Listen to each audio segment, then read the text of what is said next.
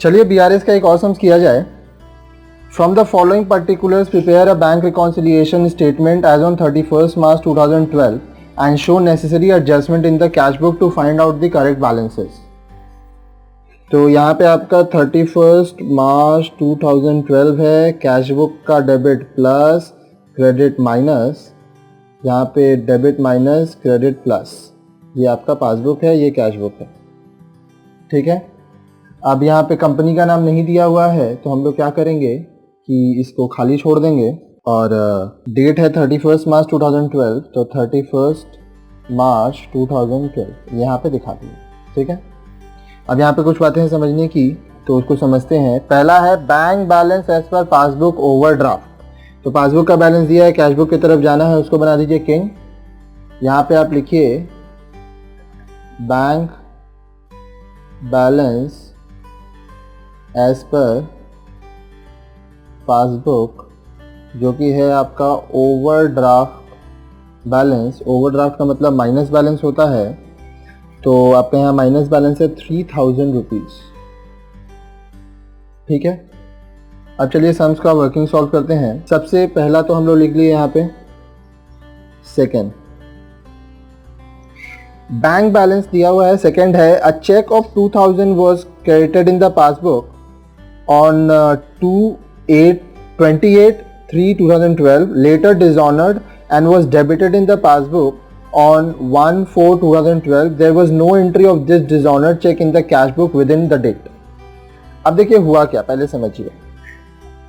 Bank में 28 तारीख को क्रेडिट हुआ है, बैंक में क्रेडिट हुआ है मतलब बैंक 31 तारीख से पहले इसको बढ़ाया 2000। ठीक है, अब ये आपको बाद में ये डिसऑनर हो गया। बोल रहा है कि there was no entry of this dishonoured cheque in the cash book within the date. तो ये विद इन द डेट तो हुआ ही नहीं, तो इसका एंट्री कहाँ से होगा? तो 28 तारीख को आप 2000 यहाँ बढ़ाए, ठीक है, और 28 तारीख को यहाँ भी बढ़ा चुके हैं। क्यों? क्योंकि डिसऑनर तो बाद में हुआ। अब डिसऑनर जब हुआ तो बैंक या कैश बुक क्या करेगा, उसको कम कर देगा। तो नेट इफेक्ट ये सम्स में कुछ भी नहीं जाएगा क्योंकि ये दोनों बैलेंस हो रहे हैं, तो ये सम्स में इसका कोई एंट्री नहीं होगा। तीसरा, the bank collected 1000 by the way of interest and credited the amount but the same has not been recorded in the cash book within 31st। Bank credit किया है, बैंक को collect मिला है, क्या मिला है? इंटरेस्ट। तो bank का क्रेडिट प्लस बैंक 1000 रुपया बढ़ा दिया, ये कुछ भी नहीं किया।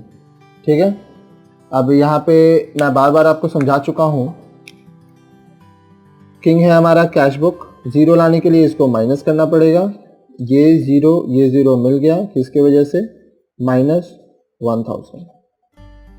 आप एग्जाम में रेड पेन का इस्तेमाल एकदम ना करें।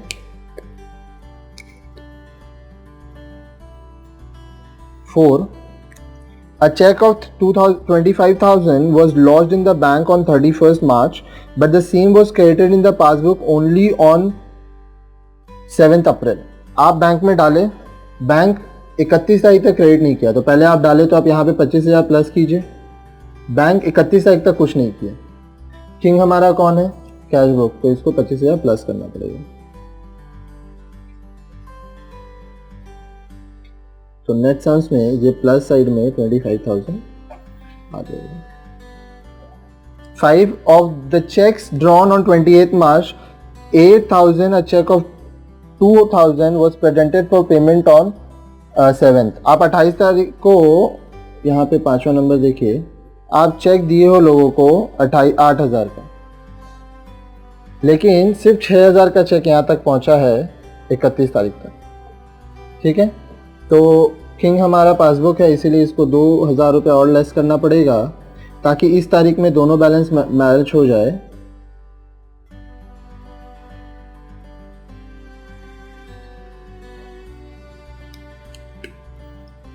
अब लास्ट देखिए 6 number. On scrutiny, it was further found that the banker has given a wrong credit of 500 and a wrong debit of 200 in the passbook, which has not been recorded in the cash book. Bank क्या किया? Credit कर दिया गलती से 500 और debit कर दिया 200। लेकिन ये कुछ भी नहीं किया। ठीक है, तो हम लोग इसको अगर सेट ऑफ करेंगे तो बैंक क्या किया, नेट 300 रुपया बढ़ा दिया।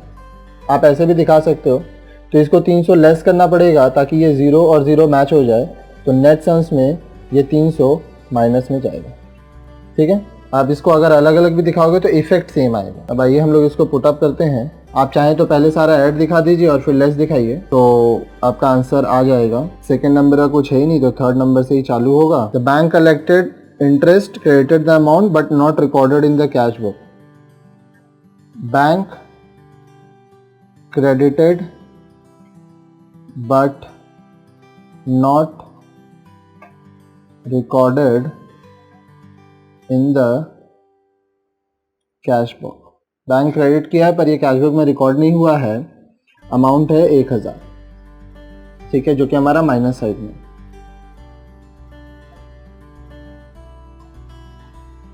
चौथा है cheque lodged not credited in the passbook.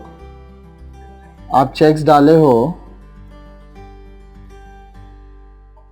But not credited in passbook till date. ये देखिए आपका 25,000 प्लस साइड में है। फिर है पांचवा नंबर आपका माइनस साइड और फिर माइनस साइड, तो ये माइनस में 2000 आप लिख सकते हैं। क्या है पांचवा number, cheques drawn but not all presented for payment. आप चेक्स दिए लेकिन सारा चेक्स नहीं गया पेमेंट के लिए।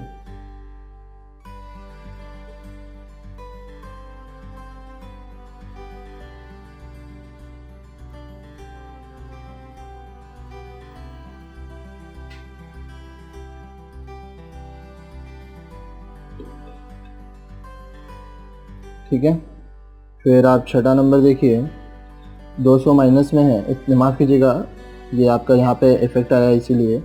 300 माइनस में है। क्या है, बैंक कर wrong credit and wrong debit. ठीक है, सारा कुछ पुटअप करने के बाद आइए इसको हम लोग बैलेंस करते हैं। तो आप देख रहे हैं 25,000 बढ़ा है, तो 25,000 पहले दोनों में लिख देंगे। इस साइड का टोटल करिए 3,000, 1,000, 2,000, 300, 0, 0, 3, 3 + 1, 4, 5, 6, 6,300।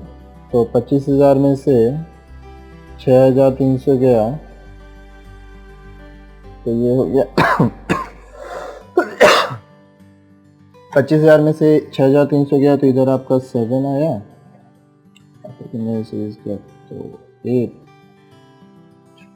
तो यहाँ पे आप देख पा रहे हैं कि 25,000 में से 6,300 लेस होने के बाद 18,700, ये आपका 18,700 इधर आ गया।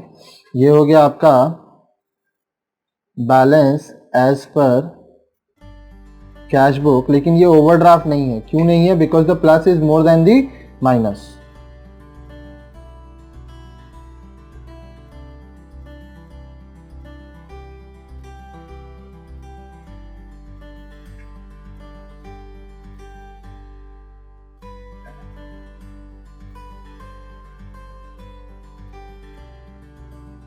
तो इस तरह से हमारा ये चैप्टर कंप्लीट हुआ, और साथ ही साथ बीआरएस भी हम लोग यहाँ पे एनआईएस बोर्ड का पूरा कंप्लीट कर चुके हैं। आप कोई भी बोर्ड से हो तो ये सारा सम्स आपको काफ़ी काम आएगा।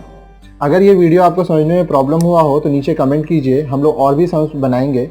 साथ ही साथ अगर कुछ ना समझ में हो तो वो भी नीचे लिखिए, आप क्या पढ़ना चाहते हैं वो लिखिए, ताकि इस सभी चीज़ों को हम लोग बना पाए वीडियो, और आप लोगों को अच्छे से अच्छे तरीके से सारी चीज़ों को समझा पाए।